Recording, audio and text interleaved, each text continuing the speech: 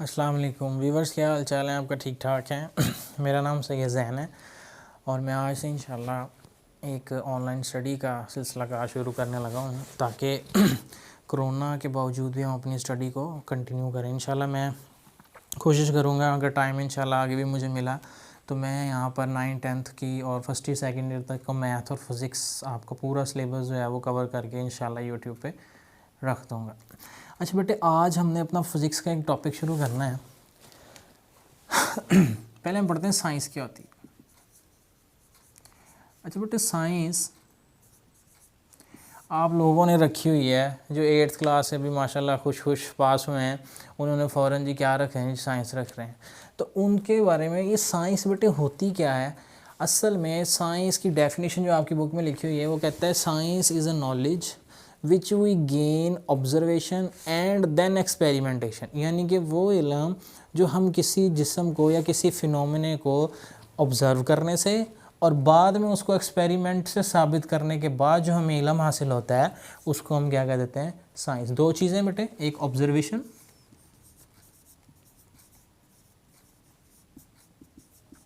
और दूसरा एक्सपेरिमेंट्स। अच्छा बेटे, ऑब्ज़र्व करना क्या होता है? ऑब्ज़र्व करना सिर्फ देखने को हम ऑब्ज़र्व करना नहीं कहते। हमें अल्लाह ताला ने 5 हिस्से दिए हैं, उन 5 हिस्सों का इस्तेमाल। आप देखें ना, कोई चीज़ ख़राब हो गई है, घर का सालन ख़राब हो गया है, तो आप उसको देख कर नहीं बता सकते कि ये ख़राब हुआ है या सही है। आप उसको ऑब्ज़र्व करना पड़ेगा। आप उसको स्मेल करेंगे या थोड़ा सा टेस्ट करके बताएंगे कि ये सालन ख़राब हो गया है। तो इसको कहते हैं ऑब्जर्वेशन, जहाँ पर देखने के अलावा भी कोई हिस्सा आप इस्तेमाल कर सकते हैं। चूँकि को कपड़ा देखें कैसा है जी, उसको हम टच करके देखते हैं, तो ये भी हम ऑब्ज़र्व कर रहे होते हैं उसमें। तो वो नॉलेज जो हम हासिल करते हैं दो चीज़ों से, एक ऑब्जर्वेशन से और दूसरा एक्सपेरिमेंटेशन से, उसको हम साइंस कहते हैं। ठीक है बेटे। अच्छा, अब होता क्या था पहले दौर में, 18वीं सदी में, अब दुनिया में बहुत सारे लोग रहते हैं, कोई कुछ देख रहा है, अच्छा ये देख रहा है, उसने एक्सपेरिमेंट किया जी, ये साइंस बन गई। सारे लोग अपनी राय इकट्ठी करते रहे। वो एक बुक में इकट्ठी करते थे, उसका नाम था नेचुरल फिलॉसफी।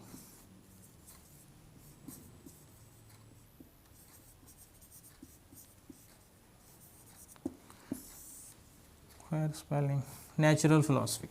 अच्छा बेटे, नेचुरल फ़िलासफ़ी उस वक्त साइंस की एक, आप समझ लें, बुक का नाम था। दुनिया के किसी हिस्से में कुछ बंदे ने कोई चीज़ ऑब्ज़र्व की, बाद में उस पर एक्सपेरिमेंट किया, उसने उठाकर उस बुक में जमा करवा दिया जी। वो अब देखें पूरी दुनिया से बंदे क्या इकट्ठे हो रहे हैं और सारे उसके अंदर जो है वो अपना नॉलेज जो भी है उसमें लिखवाए जा रहे हैं।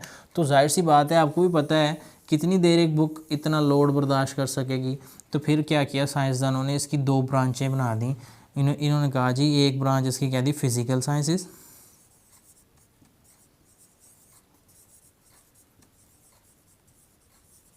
और दूसरी को कह दिया बायोलॉजिकल साइंसेस।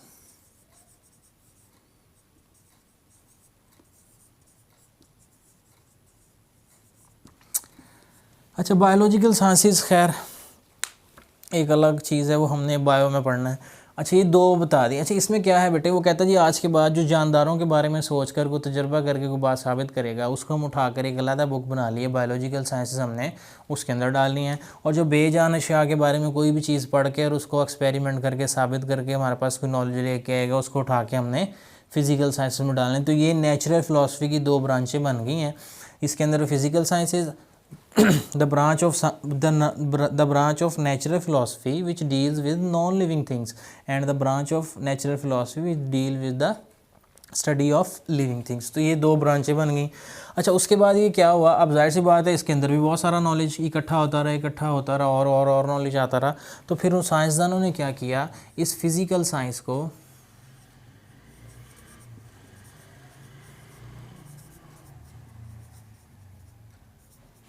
और बहुत सारी ब्रांचों में तकसीम कर दिया। जियोलॉजी,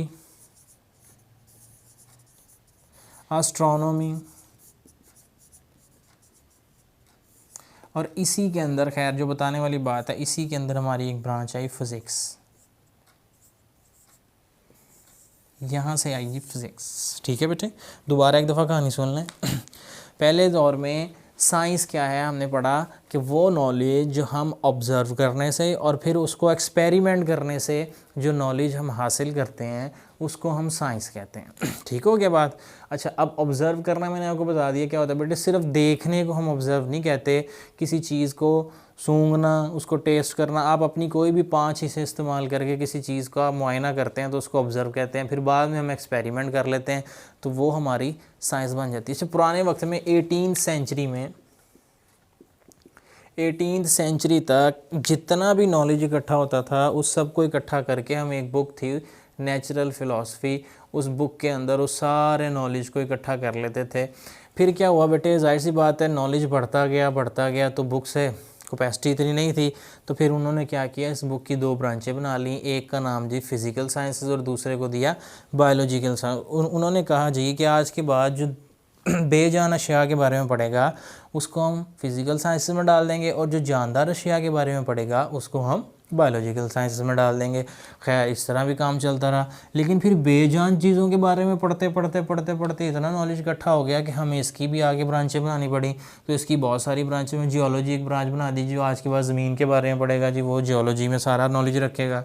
जो खला आसमान के बारे में, जो खला में चीज़ें हैं, वो सियारों के बारे में पढ़ेगा, सैटेलाइट्स के बारे में पढ़ेगा, उसको वो सारा नॉलेज उठा के हम एस्ट्रोनॉमी रखेंगे। उसके बाद जो मैटर के बारे में पढ़ेगा उसको हम फिज़िक्स में ले आएंगे बेटे। ठीक है, तो यहाँ से थोड़ा सा कंसेप्ट हमें पता चलता है कि फ़िज़िक्स आई कहाँ से थी। अब हम साइंस पता चल गया बेटे। The knowledge which we gain through observation and then experimentation is called science.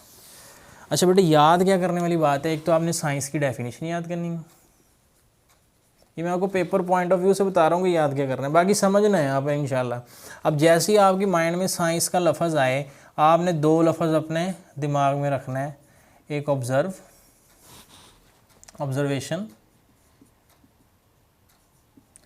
Plus experimentation. ठीक है जी, साइंस का नाम जैसे ही माइंड में आए 2 लफ्ज़ याद होने चाहिए, ऑब्जर्वेशन एंड एक्सपेरिमेंटेशन। अच्छा, उसके बाद साइंस के बाद एक डेफिनेशन आपने याद करनी है, नेचुरल फ़िलासफ़ी।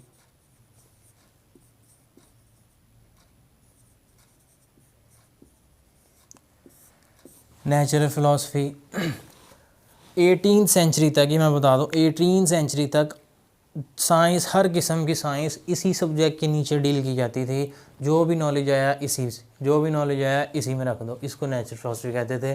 तो until 18th century all aspects of science deal under the same subject called natural philosophy. हम सारी जो चीज़ें थी हम उसको नेचुरल फ़िलासफ़ी के ही अंदर डिस्कस करते थे। तो इसकी आपने डेफिनेशन याद कर लेनी।